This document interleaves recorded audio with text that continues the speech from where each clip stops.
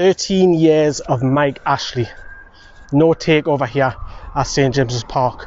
Newcastle fans should feel hard done by. But what about the rest of the North East?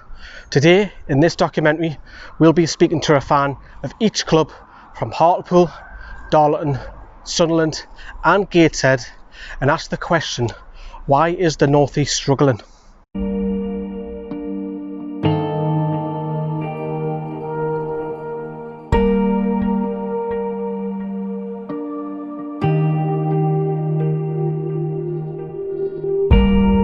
So first up is Hartlepool United, who of course suffered relegation not so long ago and now currently play in the National League.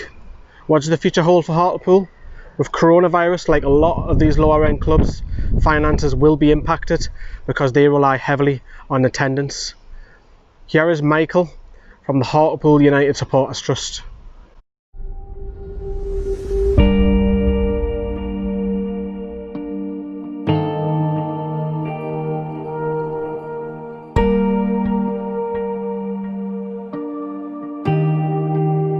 Finally, a takeover deal has actually gone through with the new owner, Raj Singh, coming on board to take over the club and hopefully begin a new chapter for the club here. Now, joining me now is Ron Harnish from the Supporters Trust. Fantastic news. How are you feeling? Great. Why wouldn't we? Why wouldn't we? At last, after a very strenuous 4 month. But the main thing is, it's there now. It's almost in tablets of stone, and all it is now is a case of. Come on, Raj, let's slowly get this turned round, hopefully stabilise for the end of the season, and then next year maybe there's a few players, if he can get rid of some of the other ones who haven't done so well for us.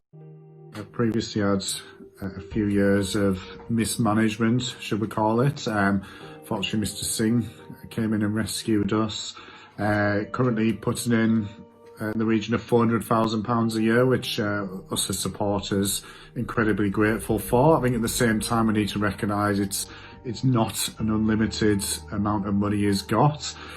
So in the longer term we do need to find a way to be self-sustainable, but certainly very grateful for the money he's putting in. Obviously currently I've got the coronavirus concerns impacting on society as a whole.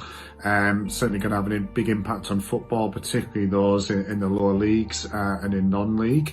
We're very lucky. Mr. Singh's already told our CEO that he intends to cover any shortfalls, which is believed to be 25 grand every home game that's not going to be played, or hopefully will be played in the future, but certainly in short term Mr. Singh is subsidising that, and I think as fans we're very grateful because a lot of clubs won't have that as an option. So in terms of when the football club was relegated, I mean, it was obviously devastating for the town, devastating for supporters, devastating for everyone associated with the football club. I think it's fair to say over the years we had some near misses, but I think the difference with this one is it felt avoidable. There was a lot of anger, and I still think there is some anger about as well. Because, as I say, it was avoidable. A lot of it was down to the mismanagement of the club, should we say. Particular individuals contributing to that, and as I say, it was devastating. And I think as a club, we're still seeing some of the effects of that now. So for the next few years, the football club, a realistic aim has to be promotion. It's certainly not going to be easy. We see it with other clubs. Clubs like Wrexham have been down here quite a lot of years now. It's an incredibly tough league to get out of, but I think that's ultimately got to be our aim as a football club.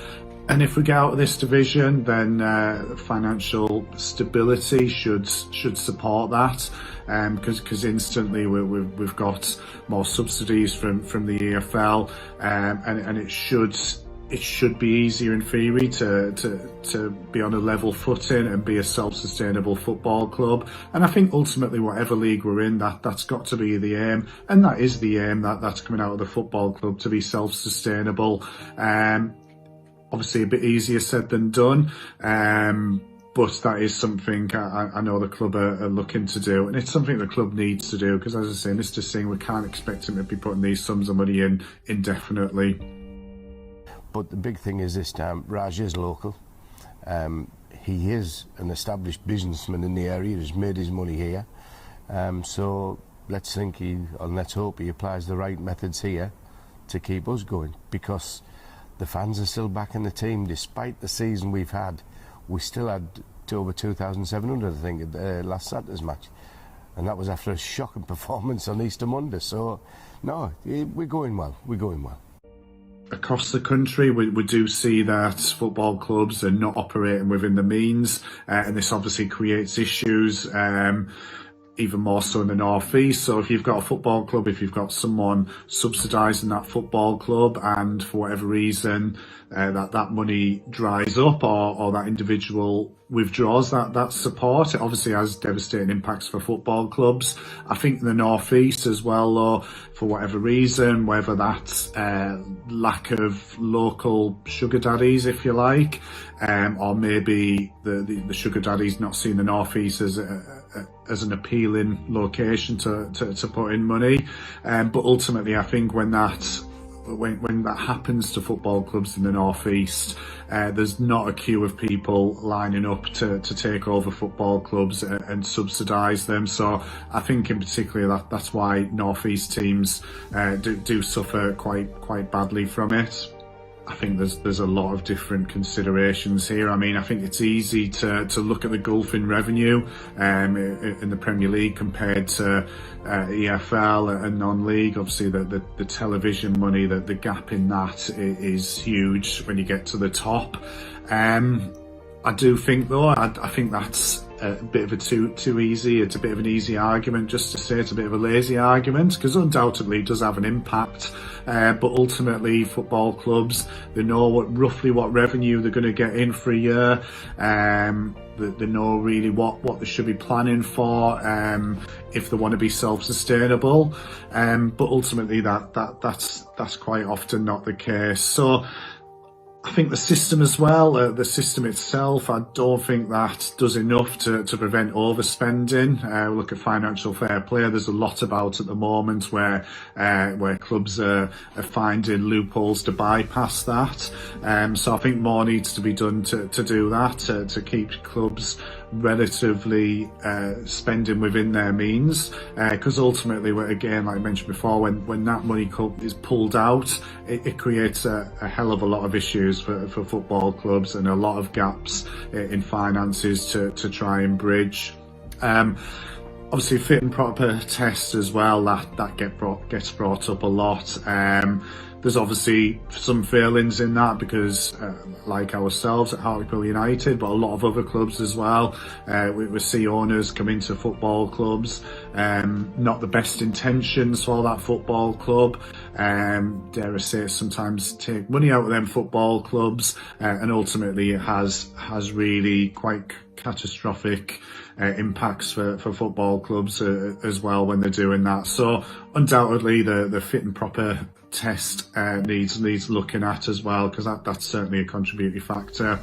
I think as well as ourselves football club fans as well. I mean, to be clear, I'm not saying football fans themselves are to blame for any demise of clubs, because absolutely not. But I think sometimes football fans, we need to realign our expectations. I think as football fans, we often see it where we think that it's the answer to our problems and to give us success is for someone with a load of money coming into the club, spending it like it's out of fashion, and ultimately we think as football fans that leads to success. Undoubtedly that does happen, and there are success stories, but for every success story, I think there's a multitude of stories where that hasn't quite worked, and it has had a negative impact on football clubs. And I think as football fans, we need to start recognising that more, and recognising what else we can do as supporters to help prevent that, and again realign our expectations of what's best for our football clubs as well. Speaking of the fans, they have really shown their perseverance, haven't they? Well, they've had to, haven't they? Show our colours, and we have shown our colours. From the young kids to the old pensioners. Everybody's backed the club. They've supported the club. They've supported all the fundraisers that's gone on. and it's been tremendous for the town. I was going to say, in the nicest way, I hope I don't see you again too soon, eh? No, you're always welcome here, you know that. And let's hope the next time you're here, it's celebrating better times. It isn't easy supporting a lower league side. The finances are heavily restricted. They rely on income, and because of COVID-19, that's been taken away. We're going to take a short trip up to Darlington, and a familiar face here on Newcastle Fans TV, a local lad who wants to see his local team do well, but like the rest of the North East, this team is struggling.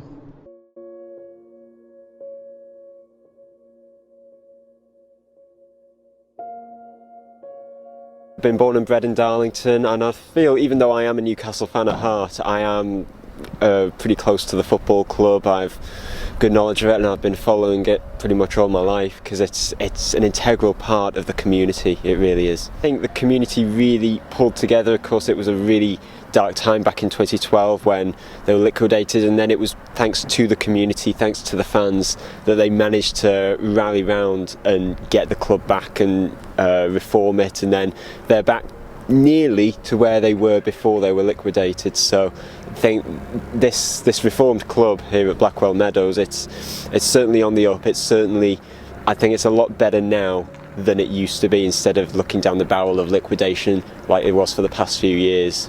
Arguably started with George Reynolds. Of course, the club were playing at Feetham's at the time. Feetham's had been their home since the 1880s, since the club began. And so they needed to move out of Feetham's. George Reynolds, he came in, he wiped the club's debts. He did some good stuff when he came in. However, he did have that ambition, but at the same time he needed a bit more of a sense of realism to go with that, because after moving out from Feetham's, he then built a 25,000 capacity stadium. It's a like-for-like size for Swansea's Liberty Stadium, because he wanted something that was Premier League ready for a team in League Two, and it just didn't work, because at the time Newcastle, Middlesbrough, Sunderland, teams nearby here were regularly finishing top half of the Premier League, so there just wasn't enough demand to fulfil a 25,000 capacity stadium. There's just not enough demand for it, and so the club really suffered financially. They weren't able to pay the rent, and continuous debts just spiralled out of control gradually under George Reynolds. And after he left, the incoming owners that came by just couldn't work a magic sponge to it, if you like. So it was sadly inevitable. I think it had to happen in 2012 when the club were liquidated. The rush is on. These volunteers are working round the clock to get the ground ready. A ground that 3 days ago was set to close. The pitch hasn't been played on for weeks. It's frostbitten. A tough job for any groundsman, but for the fans, it's an honour. It sounds like cliche, but it's in my blood. Been coming down for 20 years, so I've got to do my little bit to help out. Inside, the food areas need cleaning from top to bottom. It's a little bit dirty. We haven't had a match since New Year. What's your day job? I work in the office, but as you see today, I'm behind the food cabinet, getting it all sorted. George Reynolds had that little bit of realism and a little less ambition, and just tried to work the club up slowly rather than try and take it to the Premier League within a matter of 3 or 4 years. I think it could have been different for Darlington. So many fans believe that it was the club that paid for this, and hence the debts that spiralled out of control because of that. £18 million it cost to build that stadium, and back in 2003, of course, that is so much money. I mean, nowadays that's enough to get Newcastle a fourth record signing, well, a fourth biggest signing, if you like, and they just couldn't keep up trying to repay that debt. Part of Darlington since I was 12. Thought it'd be a good idea to come down and get some tickets for today. I've got some for the lads as well, so I'm bringing a few mates with me. So I'm a fair weather supporter, but seeing there's football teams and going through bad times, I'll make the effort. Just the passion, just really for everybody. We just don't want our club to go.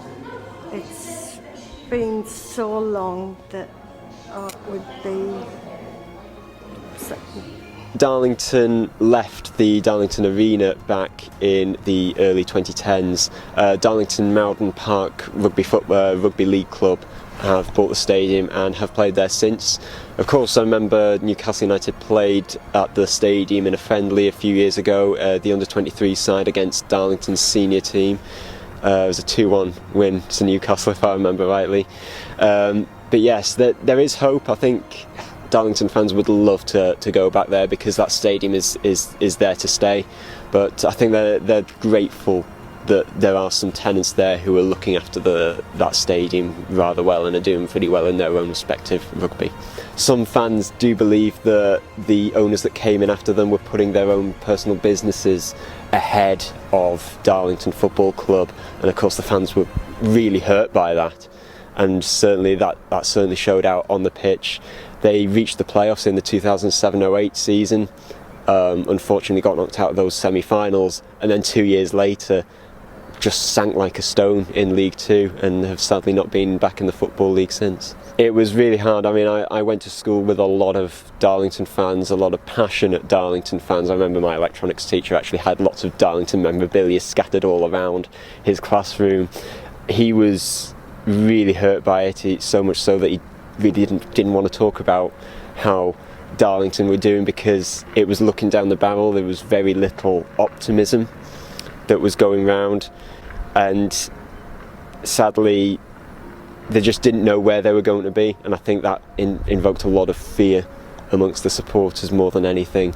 And but luckily I think the way that they reacted to getting liquidated, they quickly reformed, and I think that was a massive part in helping them trying to work their way back up, because they achieved several promotions in the space of just as many years. So it was really good on them, and I think possibly after George Reynolds coming into the club, it's the best thing that has happened for the club. Off the field, they need to do something about this place, because it was just 3 years ago, the 2016-17 season, they reached a playoff position in the Vanarama National League North. However, they were disqualified from those playoffs because it was judged that Blackwell Meadows here was not suitable. It did not fit the ground regulations to play in the National League, so that was a hammer blow to them. They've finished in mid-table ever since, so the promotion has not really been on the agenda. Player Aaron Brown was upset after the administrators' meeting on Wednesday, so much so he left the club, but today he's back. If I'm being totally honest, I just feel like I'm a part of it now, and although I was leaving the other day, it was hard to walk away. I was gutted the other day, I was all choked up. And I just kind of feel like the club's still going for the moment, and I just feel like it's a bit of unfinished business. I've seen a few things happen at the club. I mean, I've been supporting them for 60 odd years, and it's heartbreaking. But if we get everything right and people see that it's working properly, there's a chance somebody's going to come in. But one thing for them, as far as the present is concerned, they have been an established National League North side, and I think the ambition is there, but right now I just think the finances aren't there. They're still a semi-professional club. The finances just aren't there to try and rebuild that and try and take the club to the next level when the time comes about. I think North East football as a whole is struggling even at the highest of levels. I mean, we've had our ups and downs recently, but I'm thinking more along the lines of Middlesbrough. They were just in the UEFA Cup final just 14 years ago, 2006. Sunderland were knocking on the door of the European places for several years, under Kevin Phillips, Niall Quinn. This stuff is not going back that far, and if you look where they are now, they're really struggling. They're showing very little, if not no sign of getting back to where they were. So I think you have to look at the highest of levels to see how North East football has struggled, and you look across the other side to the northwest where the major clubs are, your Man Cities, your Man United, your Liverpools. All of those are thriving at the minute. Man United have been global giants for many, many years now. Man City and Liverpool, well, Man City coming into the fray, Liverpool have sort of always been there but are really growing seriously at the moment. Fans even here want to support those sort of teams, and they're willing to travel the occasional 2-hour travel commute to those places. So I think North East football as a whole, because of the growth of teams on the other side at the Northwest. Northeast football has struggled as a result of that. I think more needs to be done on the fit and proper check for owners. I think, especially with Bury being expelled from the Football League, I think there certainly needs to be a huge review of that, because it just feels like it is there, but no one feels like it's there, because we're seeing all these clubs suffer as a result, and there's huge consequences for that, especially for things like the local economy, jobs. You know, the more successful a team is, and if a team plummets, I mean, we've seen on the Sunderland Netflix documentary that people have lost their jobs because they've suffered so much. I mean, these are people's livelihoods that are being played with here because of the demise of football clubs.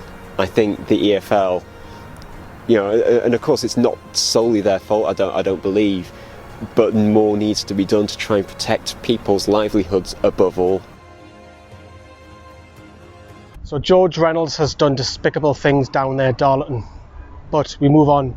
We're going to take a trip up to the A19 and we're going to speak to Michael, a Sunderland fan who has suffered heartache, 2 double relegations, a new ownership, and then those new owners only 12 months later want to get rid of the club.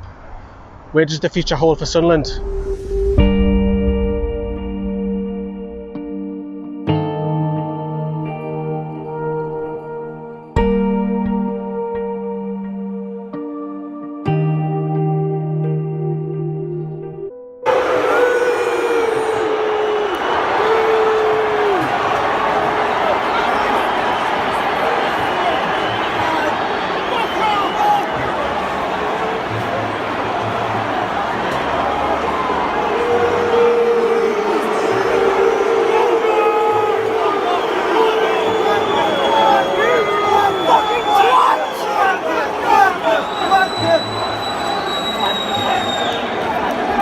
The reality is in League One the transfer fees aren't large. Looking at the numbers that we've put through, the budget for Sunderland is going to be pretty hefty for League One. You know, it's going to be a lot more, I would imagine, than any of the teams that got promoted last season have got. So you know, we can generate what funds we need for that. Obviously, there's, as Charlie's mentioned, there's quite a huge discrepancy between the remaining player income in relation to transfer sales and going out. So obviously that needs funding, which we've committed to fund, of course. So we then tidy up that situation, so that's fine, that leaves us neutral. And then basically, you know, we're looking at the playing budget, of which there'll obviously be transfer fees involved in the players that we bring in. And that's going to be, you know, that's going to be a good budget for Sunderland, and I'm sure it'll be a budget that 1 or 2 championship clubs would like. Well, obviously, depending on what happens with the coronavirus, and hopefully every single person out there stays safe, by the way, I would think a realistic aim over the next few years would be at least comfortable consolidation in the Championship. Really, for me, if we're getting out of League One, Sunderland should have the power to do that and should be able to attract the players to help them do that. But people do need to remember that the Championship is a massive gulp in quality from League One. It's a huge step up, and I think that going to the Championship, I think it would take at least 3 or 4 seasons to probably at least 2 or 3, certainly, to at least get remotely close to challenge. Obviously, the long-term goal is the Premier League, and obviously, yeah, you want financial stability in there. And we do have to look after ourselves financially. We can't just keep ploughing loads and loads of money. You know, the fees in there are so low and relatively low that Donald could probably get away with it a little bit more. In the Championship, unless your scouting system is well in place and you recruit players and find the best deals possible, like Benitez did for Newcastle in the Premier League, for instance, you know, you're going to need to spend a bit of money, and we can't run ourselves into the ground, because that was what probably nearly caused us to go into administration. And you look at what happened with Bolton and Bury, that could very easily have been us, I would think, had it not been for what happened.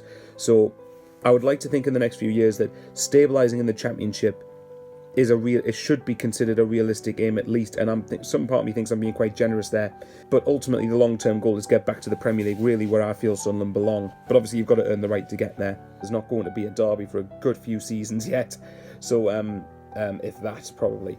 So I kind of miss it. I loved it when we won, and obviously you can have a little bit of banter back and forth between friends or work colleagues or associates, whoever it may be, that support rivaling clubs. I do think Newcastle Sunderland is a massive derby, and I think it's one that's underestimated by a lot of people in the country, because the one thing I can't fault Newcastle fans for, they're just as passionate as I think Sunderland fans are. And the only derby, in my opinion, that is more intense and you know, I wouldn't say bigger, but the one that's more and more intense and based on hatred between the two clubs is Celtic Rangers. Obviously, that one's at another level.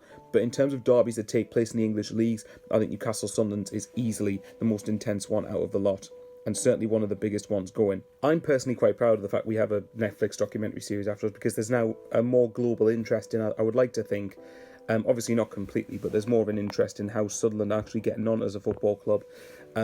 You know, I can see the side of things that, you know, if a documentary had been made about Newcastle, we probably could have ended up laughing at it, but I found it very interesting to see the behind the scenes access that they got, particularly obviously in the first season, and you've obviously got season 2 coming out now. I think I like watching it personally, but I can see both sides that a lot of our fans feel that it tends to rub salt in the wounds with what we've had to live through as Sunderland fans. So you could argue both ways that it's a mockery. I'm personally quite proud of the fact that we have a documentary about us, but you know, I do think I can see both. I can see how people would feel that it does take the mick out of us a bit, especially when we've been notoriously known for underachieving on an incredibly low scale. These are Sunderland fans singing before the Checkatrade Trophy final against Portsmouth. Not even 2 Wembley visits can cheer the Mackems up. Stuart Donald has came in and give the Mackems a false hope by claiming there'll be a big massive budget which Championship clubs would be envy of. Now, 2 seasons in League One, Sunderland are still there, going into the 2021 season in League One. Sunderland fans have had enough. They want Stuart Donald out, and now Stuart Donald wants to sell the club already. The future is bleak. There's no Premier League parachute payments now. Sunderland are going to have to get out of League One, doing it the hard way.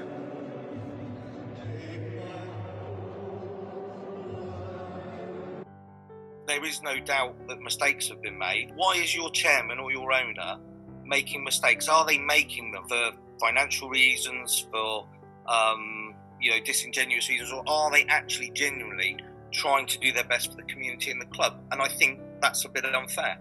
Yes, I would make a profit. Nowhere near as much as people would think, because the real value in Sunderland is in the Championship and in the Premier League. And it's a question of, speculating a bit to get there. I said to them, if you don't want me, tell me. And they've told me. But, am I going to make as much money as a lot of these players that played for Sunderland in the last few years? Not a chance. Would I like to try and retain a bit of a percentage to stay and enjoy the ride with everybody? Yes, because I absolutely love it.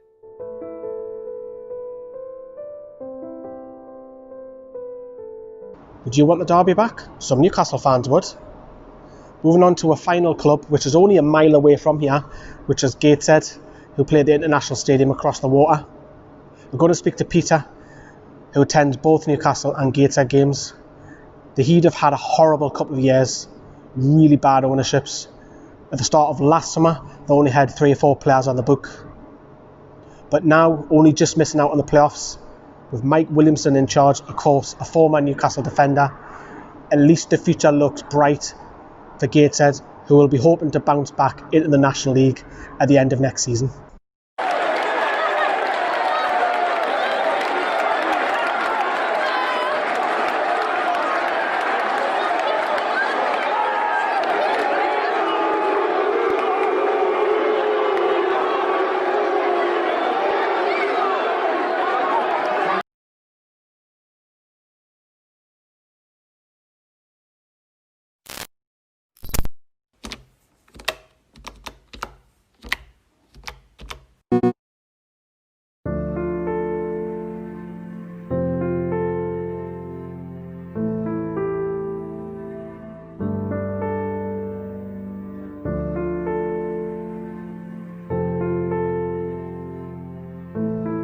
I think a lot of fans would have been absolutely devastated that they were wrongfully kicked out of the National League because of financial problems under the previous ownership by Dr. Ranjan Varghese.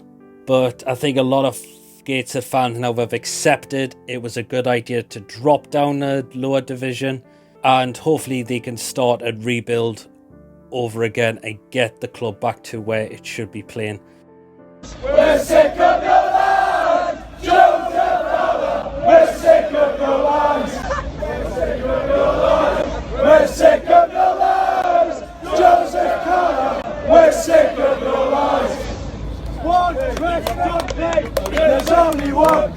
of faith, one Bristol faith. There's only one Bristol. Our club, our club, our club, our club, our club, our club, our club, our club, our club, our club, our club, our club, our club. We want Christmas! We want Christmas! We want Christmas! We want Callum! We want Callum! We want Callum! We want Callum! We want Callum! We want Callum! We want Callum! We want Callum!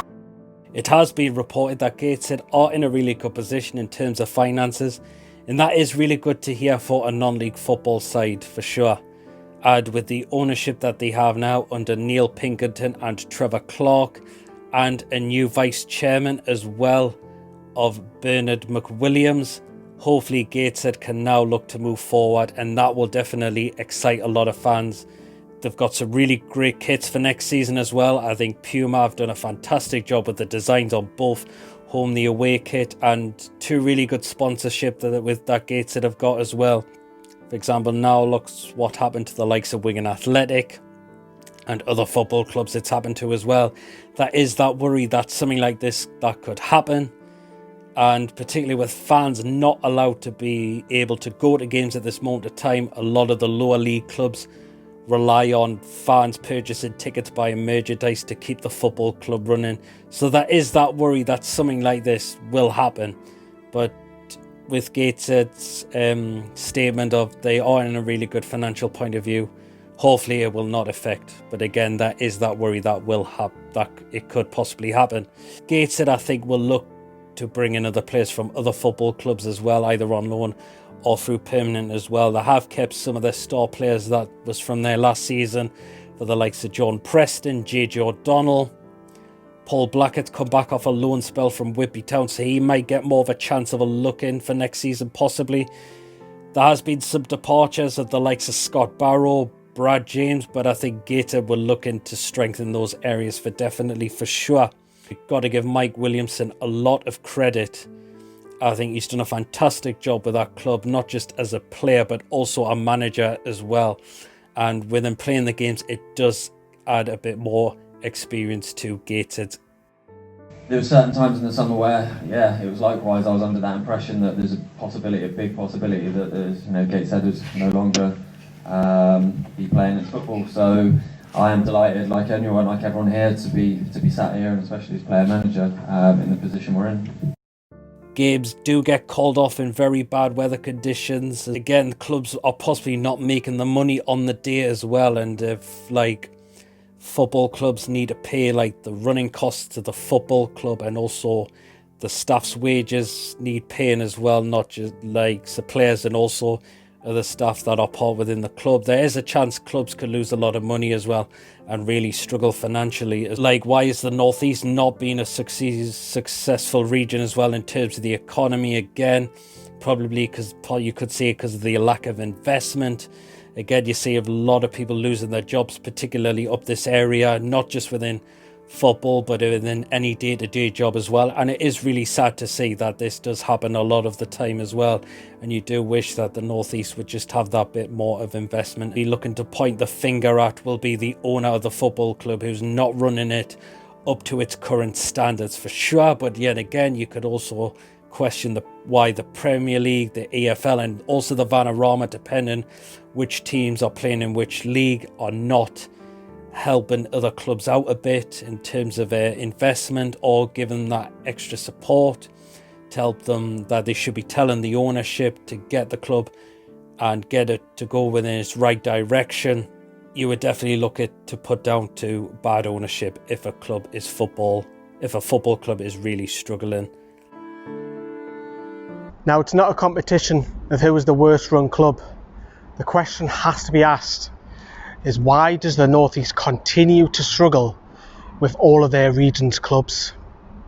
We want all the North East clubs to do well, most of them of course, but it begs the question is that the North East is continually being run poorly by owners. What can be done to save our great clubs.